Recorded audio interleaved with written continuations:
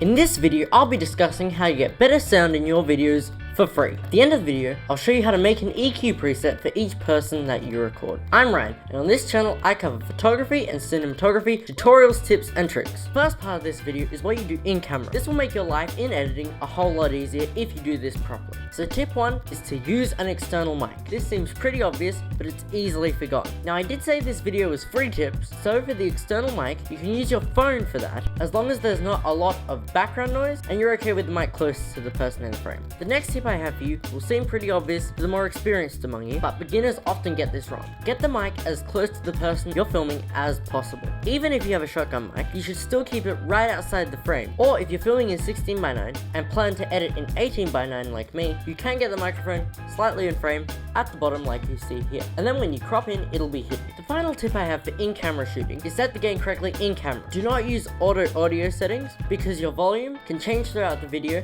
and become either too quiet or too loud, and therefore either having background hiss or distortion. So what I do is set my average level to around -12 and then boost the audio so the loudest point is at -1 dB in post. That way your audio is as loud as possible without distorting to make the best possible viewing experience.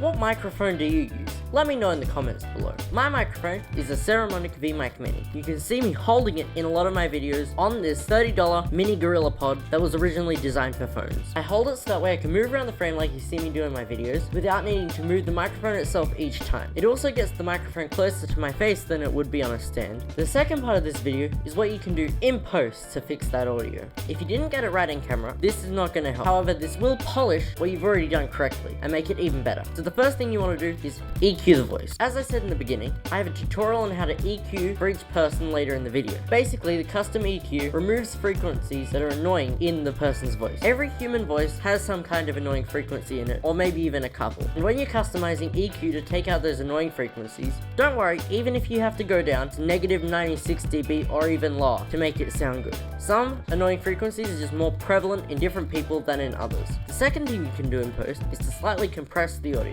Compression brings the highest and lowest points together in the audio, so that way the viewer doesn't have to constantly turn their volume up and down while they're watching. I did it in Final Cut, but it works in most softwares pretty similarly. So, in your effect, search for Channel EQ, and then drag that onto the footage. Now, if you come up to the sound section of the effect and find the channel EQ effect and click on the UI editor over here, you have your EQ. So what you want to do is find this section here of the EQ, turn up this number here. It might have a Q next to it, depending on what software you're using. That way, the range becomes very narrow. And now, turn it all the way up. You can find an annoying frequency in the voice by dragging it left and right. You may have to turn down the Q number to get all the frequencies you want. Then once you've found all the frequencies, just turn down the gain to -24, and now the sound quality is improved.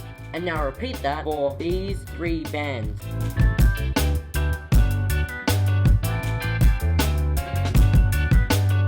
So here is what the raw audio sounds like straight out of the camera, and this is what it sounds like once I've added that effect that we just made. Click the video on screen to learn how to get started in product photography on a budget, but first click here to subscribe.